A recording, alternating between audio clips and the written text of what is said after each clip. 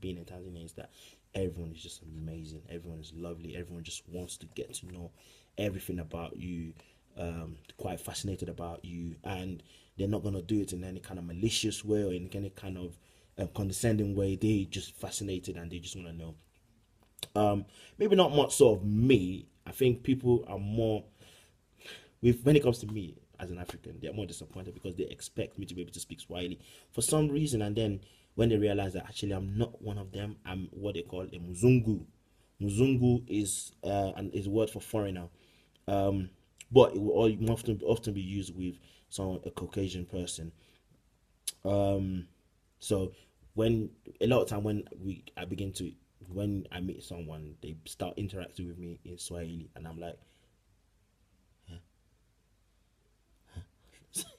which is, I'm just dumbfounded. I'm like, what are you talking about? And then they realize, I said, oh, so where are you from? I'm like, from Nigeria. Oh, like, oh, Nigeria. Oh, yeah, yeah. I had one guy who was like, oh, Nigeria, like Igwe, Igwe. I'm like, Igwe, no. And yeah, anyway, so I think I sense it sometimes a bit of disappointment when they realize I can't speak Swahili quite well. But I am really trying, and I really have started engaging. I mean, I know number 1 to 5 in Swahili now. So, um, but anyway, so yeah, we got to town. The taxi driver that took us, we were able to get some information out of him. We got to town. He dropped us in the market. We greeted people. Those who needed to be greeted with respect, greeted them with respect. Those who needed to be greeted, casually, we greeted them casually. We negotiated. We made deals, and yeah, it was just amazing. It's really amazing. Some of the conversation we were able to have, some of the people we met, and some of the things they were saying to us. So yeah, it was quite interesting, and I really appreciated our leaders for doing that because they didn't want us. I mean, they didn't want us to. I mean, we have one of our team leaders is not. It's Swahili is not great, but he can speak enough to be able to, and I believe they didn't want us to just continue to rely on them because once we start on Monday, going to schools, is literally we're by ourselves until the evening. So we needed to get that level of competence and confidence as well to be able to ensure that we're able to do what we do. So anyway, yeah, so the center we did that conversation, looked around the town because the list of what we had to do was we had 5 things to get, but they were all over the place, and you had to talk to somebody. If you're not talking to somebody, you can't do the task. There was this particular task they asked us to do, which is to take a picture at a place called the Magic Shop, but actually it wasn't called the Magic Shop. But you had to be able to question and ask people to actually realize that it's not a magic shop. It's actually a magic. It's called a magic photo multimedia shop. Um, so yeah, but anyway, we were the first one to find it anyway. So we got our pictures there, and then at the end, and then we got everything we needed to get. We had to get a small fish, a dagger called small fish. We had to get a weird mutunda fruit, which is a fruit that you will not find in the UK. So we found a fruit called ubuyu. Ubuyu is almost like it's very similar to cocoa, but it's quite different. So the seed in the ubuyu, you could literally just lick it like you're having sweets, and then the seeds can also be used for different things. Just very similar to the way cocoa is. If you know what cocoa looks like, I grew up in. I mean, our house in Nigeria had lots of trees, and cocoa was one of them. And literally, you could just get cocoa, and you could just lick the sweet, so sweet. And then the seed is what they actually use to go and make. You seed for the cocoa beans is what they actually use to go. Cocoa beans from the seed is what they use to actually go and make the chocolates that we so much enjoy in the West.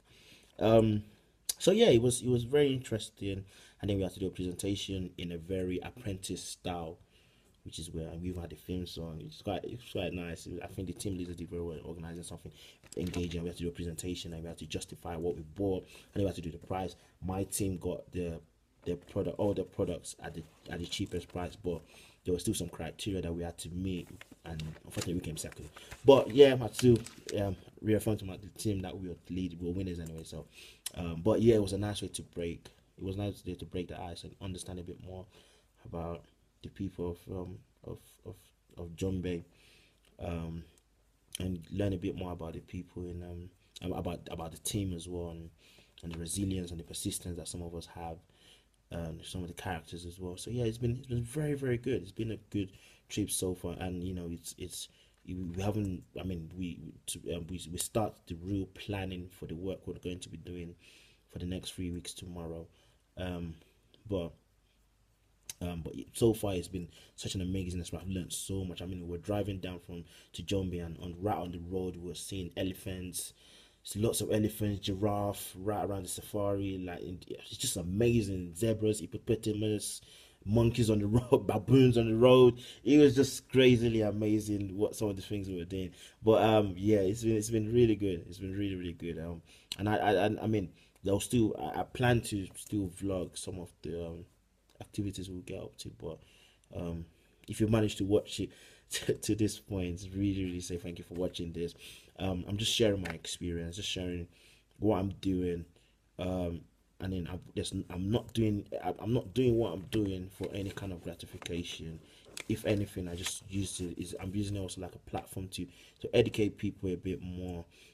If not even traveling for a particular purpose, but just traveling for the sake of experience and having knowing that you've actually been somewhere other than your comfort zone is amazing. I mean, coming to Tanzania, I could easily have gone to Ghana. I could easily have gone to a country or Guyana where I know they speak English, or but I wanted to do something, that would challenge me and push me out of my comfort zone. So I think coming to Tanzania has been an experience, and I know it's still going to be a wonderful experience because we haven't even started. I've not even gone to a classroom yet. That's going to happen on Monday, and I can't wait. I'm so looking forward to going there, to going to a classroom on Monday, working with the teachers, helping them develop, helping myself develop, because it's not all about me working with training teachers. It's also me looking at getting tips and training from some of the teachers and trying to embed it into my teaching when I come back to the UK. So yeah, so far so good. I'm really thankful to God for this opportunity. Like I said, if you've made it so far listening to this, I've been encouraged by a lot of people to do a vlog of this trip. I've just had my first week in Tanzania as of the end of today, and I thought, yes, it's a nice time for me to just share some of the stuff I've learned. So yeah, thank you so much, and please look forward to the next vlog, which will be coming soon.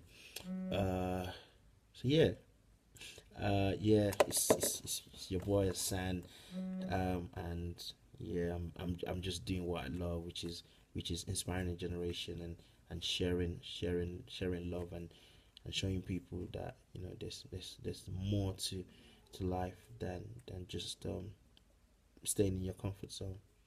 So thank you.